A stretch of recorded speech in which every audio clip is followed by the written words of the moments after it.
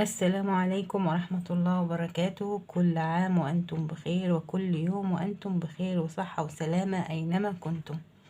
النهاردة هنعمل وصفة سريعة وبسيطة. هنعمل الحواوشي في العيش البلدي زي ما انتم شايفين هنا.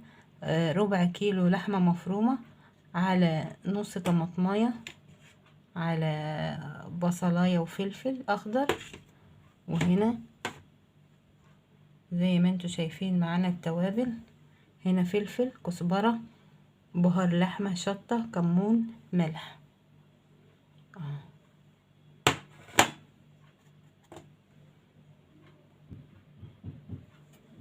وهنا معانا البصلة والفلفل، هنكبها كده على اللحمة، ننزلها على اللحمة.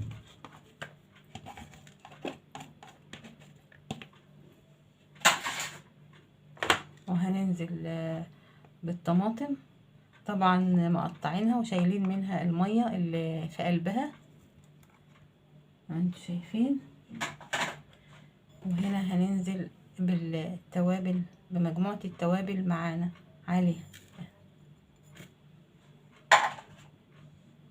وهنقلب الخليط ده كله كده في بعض، وهرجع لكم تاني. وهنحط عليها شوية زيت كده عشان تبقى ناعمة. والحواوشة دايما تملي تحب ايه اللحمة تكون سمينة شوية او فيها حبة زيت شوية تنعم ايه العيش اللي احنا هنحشي فيه. واللحمة هي بعد ما عجناها معاكم وتبلناها وسبناها شوية ترتاح، وهنحشيها بقى في العيش بتاعنا. وصفة سهلة وبسيطة وسريعة للمستعجل النهاردة على الفطار يعملها، وهندخلها الفرن، وهتبقى أكلة حلوة وتفتح النفس معانا النهاردة على الفطار. وهنا هو زي ما انتوا شايفين اهو، حشينا الرغيف كله زي ما انتوا شايفين في العيش اهو. وهنقفل عليه وهنبططه كده شوية، وهندخله الفرن. وهنا عملناهم كلهم اهو، هنقوم بقى ندخلهم الفرن نسويهم. هنا بقى مش هدخله الفرن، قررت ان انا اعمله في طاسة كده في الزيت واحمره، بس مش هدخله الفرن. هيبقى طعمه احسن واحلى طبعا لما هيتحمر كده معانا في الزيت. شايفين؟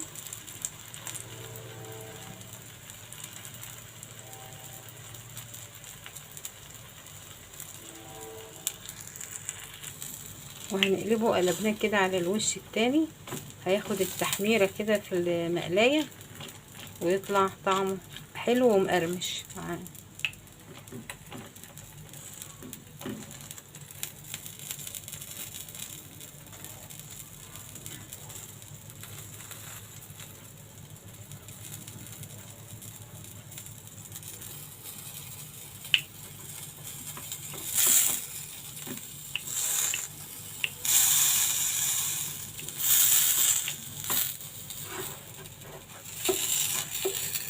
وهنقلبه كده على الناحية التانية، اخد التحميرة اهو زي ما انتوا شايفين.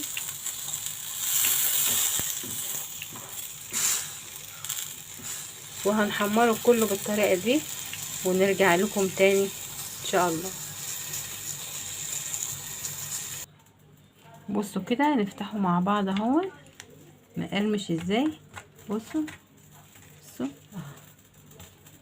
جميل ومستوي وحلو قوي اهو. والعيش معانا مقرمش، العيش البلدي بتاعنا زي الفل.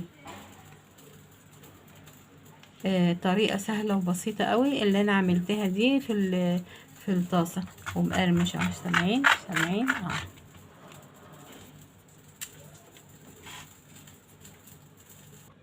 خلاص خلصنا الحواوشي اهو زي ما انتوا شايفينه.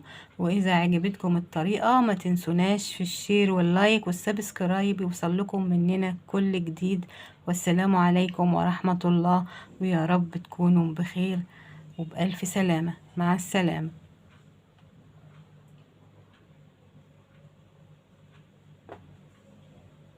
حاجة جميلة جميلة وطرية في نفس الوقت من جوه ومبغشة من بره، هي زي ما انتوا شايفينها عاملة زي الفطير. بصوا مقرمشة ازاي، بس الواحد صايم مش عارف يدوق لكم القرمشة اللي هي فيها. ما شاء الله ما شاء الله. بصوا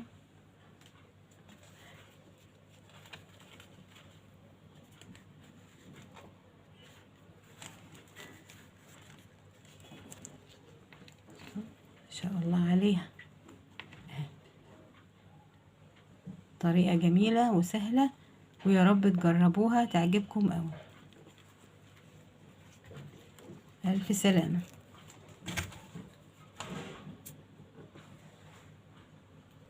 نسيت اقول لكم ان المخلل دون الفلفل والزيتون ده تمليحي انا بتاع السنة دي اللي انا ملحاه معاكم. يا رب يعجبكم.